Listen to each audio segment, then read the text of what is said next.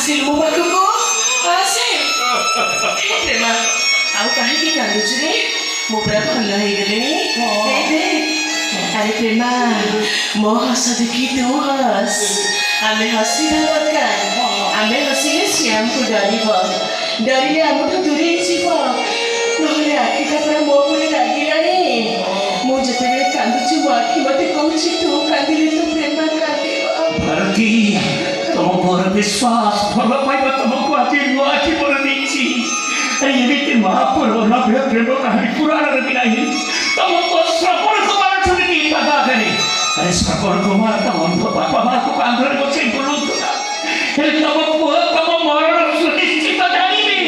ସିଧା ମଶାଣିକି ଚାଲି ଯାଇ ମରିବାକୁ ପ୍ରସ୍ତୁତ ହେଇଗଲା ଆରେ ତମ ପୁଅ ଗୋଟି କରେ ଗୋଟିଏ ଆଜି ଯାଇ ତମ ରାଗ ଦେଖିଥିଲି ଅଭିମାନ ଦେଖିଥିଲି ଶାସନ ଦେଖିଥିଲି ଭଲ ପାଇବା ଦେଖିଥିଲି ହସ ଦେଖିଥିଲି ଖୁସି ଦେଖିଥିଲି ହେଲେ କାନ୍ଦ କେବେ ଦେଖିନଥିଲି ଯାହା ହଉ ଆଜି ତମ ଆଖିରେ ଲୁହ ଦେଖିଲି ଏଇଟା ଖୁସିର ଲୁହ ଆନନ୍ଦର ଲୁହ ଏତେ ଦିନ ପରେ ଆମେ ବାପା ମା ପୁଅଙ୍କ ଭିତରେ ଗୋଟେ ଉତ୍ତମ ବୁଝାମଣା ହେଇଗଲା ଏଇଟା କଣ ଖୁସିର କଥା ଭଲ ପାଇବାର ଇଟା ମାରି ସିମେଣ୍ଟ ଖାଟ କରି ମୁଁ ଯେଉଁ ପ୍ରେମର ମନ୍ଦିର ତିଆରି କରିଥିଲି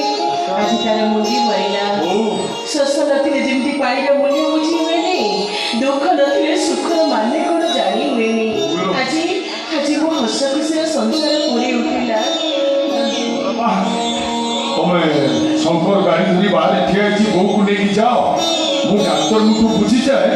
ମୋ ବୋଉ କ'ଣ ଖାଇଲେ ଶୀଘ୍ର ସୁସ୍ଥ ହବ ମୋତେ ରାନ୍ଧି ଖାଇବାକୁ ଦେବ ମୁଁ ଡ୍ୟୁଟିକି ଯିବି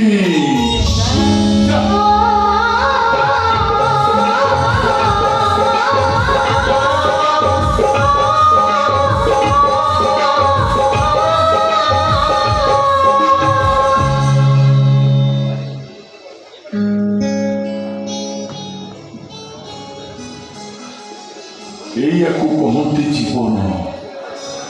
ଜୀବନର ଅର୍ଥକୁ ଯିଏ ବୁଝିଛି ତା ପାଇଁ ଜୀବନଟା ସହଜ ହେଇଯାଇଛି ଆଉ ଜୀବନକୁ ଯିଏ ବୁଝି ନ ପାରିଛି ତା ପାଇଁ ଜୀବନଟା ହା ହୁତାଶରେ ଭରି ଯାଇଛି ଆରେ